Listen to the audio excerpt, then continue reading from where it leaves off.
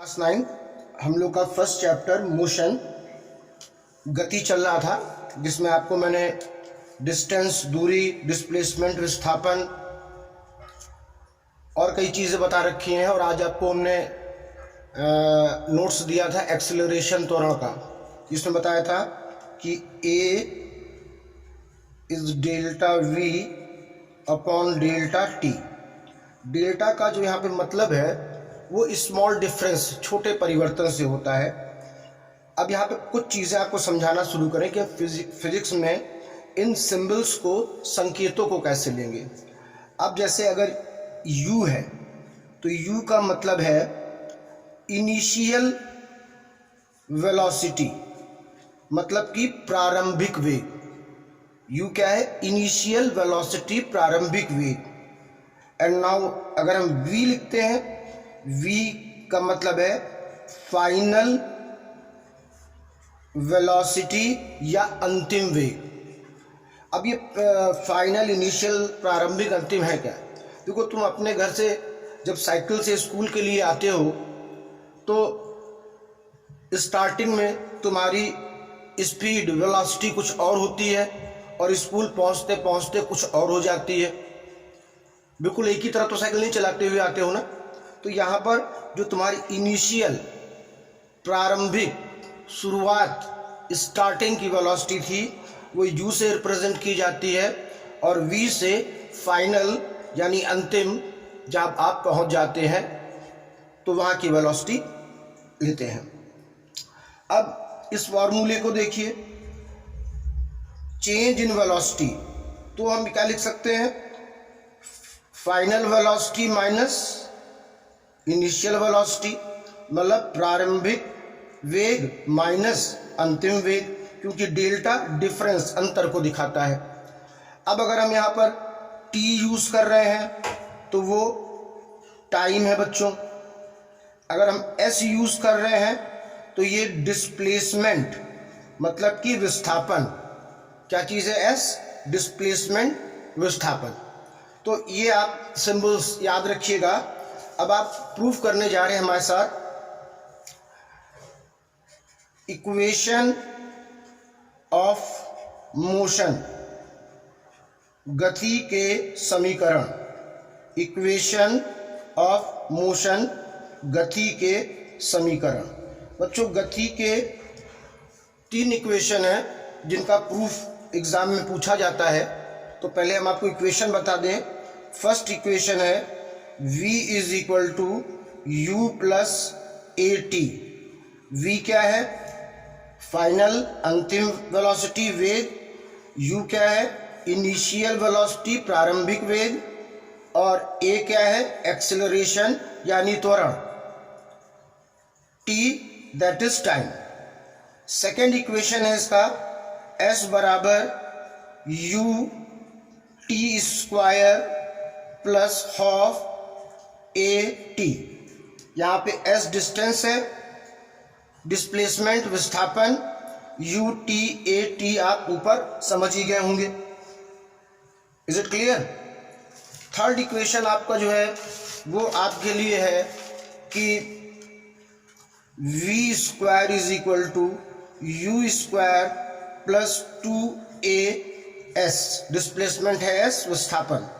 अब देखिए, there are 3 equation of motion और इनके अंदर प्रॉपर्टी क्या है? इस इक्वेशन में डिस्प्लेसमेंट का कोई जिक्र नहीं है ही नहीं है कहीं पर। इस इक्वेशन में फाइनल वेलोसिटी का कोई भी जिक्र नहीं है, v है नहीं इसमें। इसमें आप देखिए ध्यान से, टाइम t का कोई जिक्र नहीं है, t नहीं है। तो जब ये हम न्यूमेरिकल में इनको यूज़ करेंगे तो जहाँ पर मुझे डिस्प्लेसमेंट नहीं मालूम होगा ये मेरी हेल्प करेगा, जहाँ पर हमें फाइनल वेलोसिटी नहीं मालूम होगी, अंतिम वेग नहीं मालूम होगा, ये हमारी हेल्प करेगा। और जहाँ पर हमें टाइम t, समय नहीं मालूम होगा, ये हमारी हेल्प करेगा। तो आपने इनको पहचान लिया ध्यान से। तो अब आप हमारे साथ करने जा रहे हो इनको प्रूव। ठीक, ये इम्पोर्टेंट है। तो हम सबसे पहले पहला वाला इक्वेशन प्रूफ करेंगे। Is it clear? For first equation, पहले इक्वेशन के लिए हम एक्सेलरेशन का फॉर्मूला लेंगे। इसका फॉर्मूला लेंगे एक्सेलरेशन का। हम प्रूफ क्या करने जा रहे हैं? हम प्रूफ करने जा रहे हैं फर्स्ट इक्वेशन, जो कि क्या है, v is equal to u plus a t. We know that a is equal to delta v upon t. Delta लगाइए ना लगाइए कोई बात नहीं होती है, चीज़ वही होती है। और अभी आपको बताया था कि v को हम क्या लिख सकते हैं, difference v minus you, final और इनिशियल वेलोसिटी का डिफरेंस, अंतिम और प्रारंभिक वेग का अंतर, डेल्टा। और यहाँ पर टी ले लीजिए आप, डेल्टा रखिए चाहे ना रखिए, कोई फर्क यहाँ नहीं पड़ेगा। क्रॉस मल्टीपल कर रहे हैं बच्चों, तो a t is equal to v minus u. A t is equal to v minus u. अब v is equal to a to proof करना है ना आपको, तो हम v को अकेला कर रहे हैं और इसको इस तरफ ला रहे हैं। तो v इज इक्वल टू क्या है हमारे पास, u इधर आकर प्लस में हो गया, प्लस ए टी। ये आपने फर्स्ट इक्वेशन बड़ी आसानी से प्रूफ कर दिया। Is it clear? इसको एक्सेलरेशन का फॉर्मूला लेके हमने क्या किया, सिर्फ और सिर्फ सिंपली इसको हम लोगों ने क्रॉस मल्टीपल कर दिया। Okay, is it clear? अगर ये क्लियर है आपका, तो हम लोग आते हैं अपने सेकंड फॉर्मूले पर। सेकंड इक्वेशन मेरे पास क्या है, s is equal to u t plus half a t square. गौर से आप अपने फॉर्मूले को देख लीजिए। अच्छा, आप सभी को 7th 6th 8th में एवरेज निकालना सिखाया गया होगा, ज़रूर सिखाया गया होगा, भले याद ना हो बात दूसरी है। जैसे मान लो कोई दो चीज़ है ए और बी, तो इनका एवरेज कैसे निकालते थे, दोनों को ऐड करके 2 से डिवाइड कर दिया, ये एवरेज या औसत कहलाता था।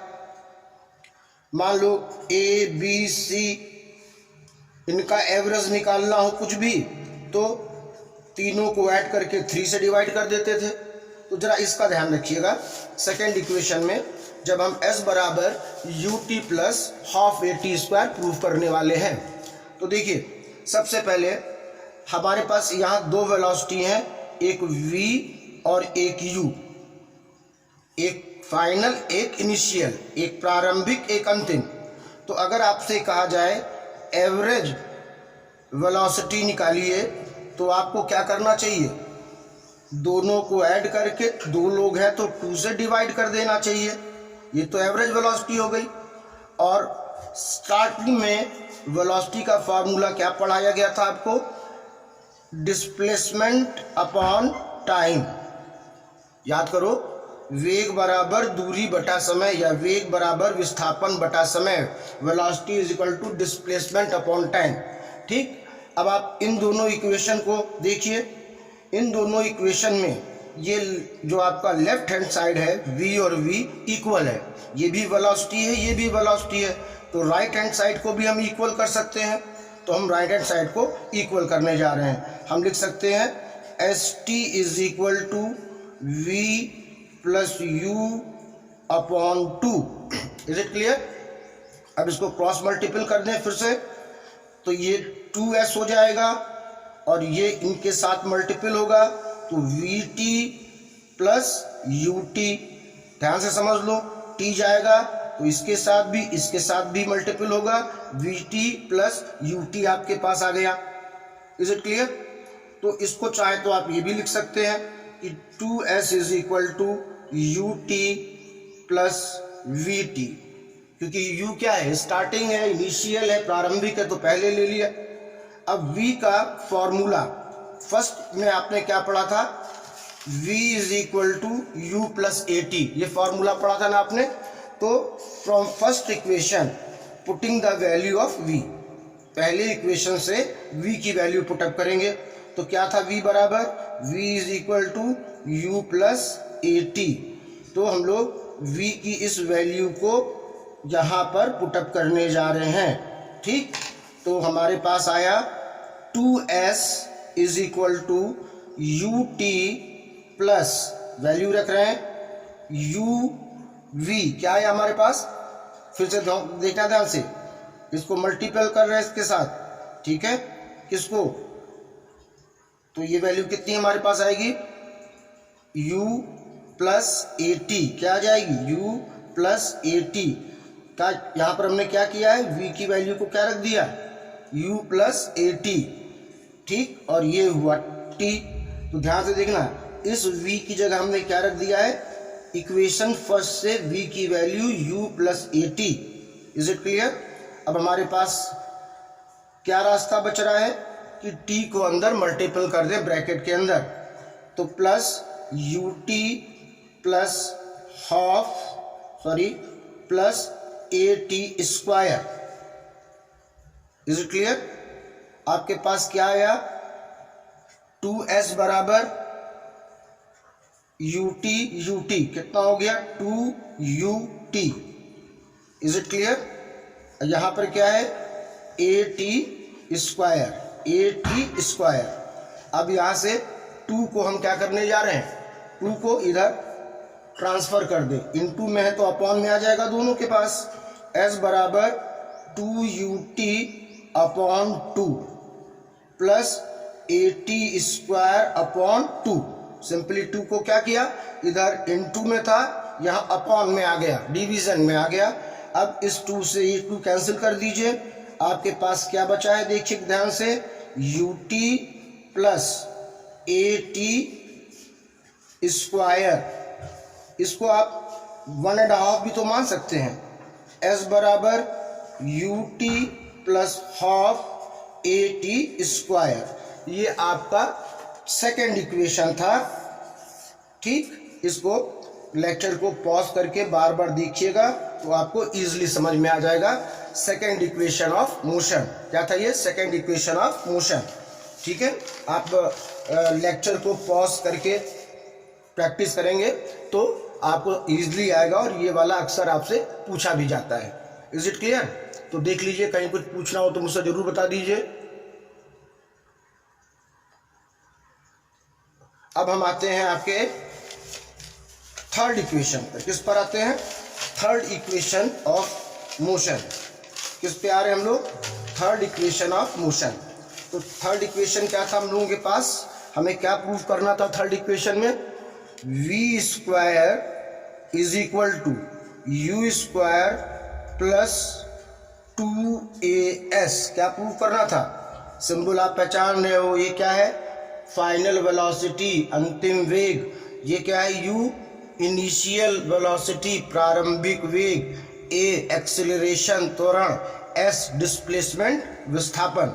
तो इसको प्रूव करने के लिए हम फिर फर्स्ट इक्वेशन को ले रहे हैं। फर्स्ट इक्वेशन क्या था, v is equal to u plus a t.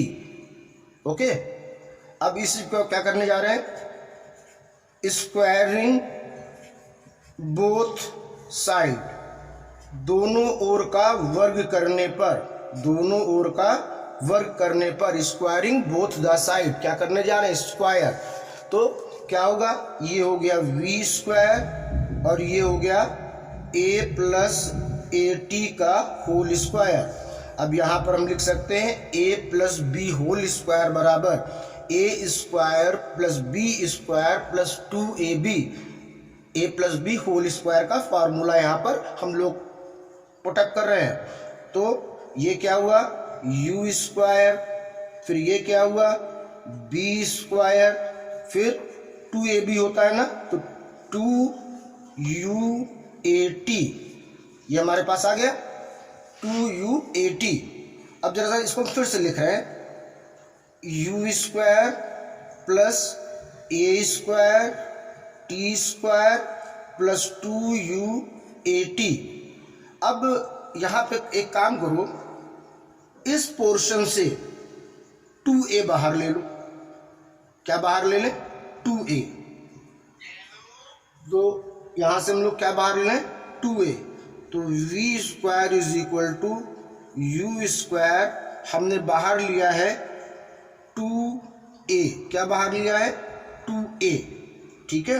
तो आप देखिए इसके पास एक a तो बाहर आ गया और एक a और t बचा रह गया, लेकिन इसके पास 2 नहीं था, तो 2 किस में आ जाएगा अपॉन लेने में, कॉमन लेने में। जब किसी को जैसे 2 और 2 दोनों के पास होता तो 2 बाहर आ जाता, लेकिन 2 इसके पास तो है पर 2 इसके पास नहीं है, तो आपको कॉमन लेना आता होगा कि जो कॉमन ले रहे हैं जिसके पास नहीं है वो अपॉन में आ जाता है, ठीक है।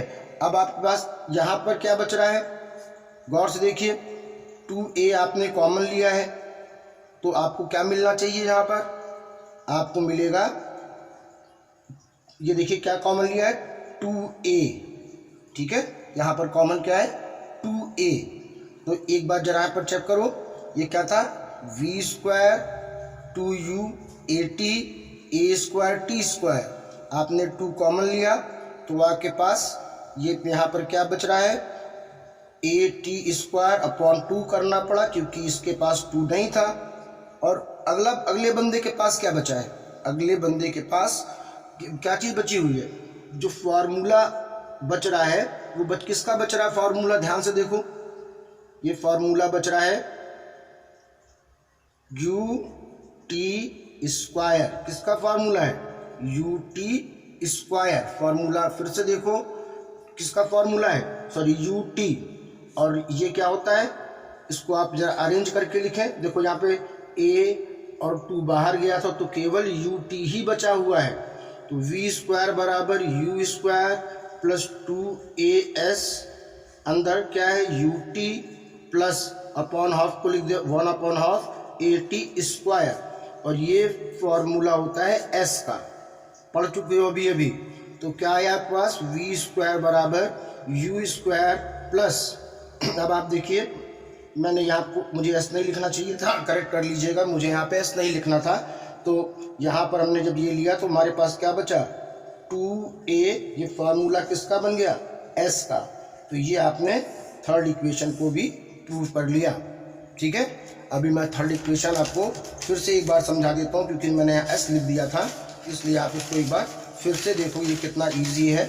सिंपल क्या करना है हम लोगों को, सिंपली हम लोगों को इसको फर्स्ट इक्वेशन को v plus u plus at को होल स्क्वायर कर देना है, बोथ द साइड, ये v स्क्वायर हो गया, ये u स्क्वायर, अब फॉर्मूला लगा रहे हैं प्लस 2ab ऐसे लिख सकते हैं, प्लस b का स्क्वायर यानी a square plus t square, v square u square, यहाँ से आप 2a कॉमन ले लीजिए, 2a आपने कॉमन लिया तो आपके पास यहाँ पर क्या बचेगा ut, और यहाँ पर at स्क्वायर अपॉन 2, क्योंकि इसके पास 2 नहीं था वो कॉमन आ गया, ये पूरा फार्मूला किसका बना s का, तो v स्क्वायर बराबर u square plus 2as, this is the third equation.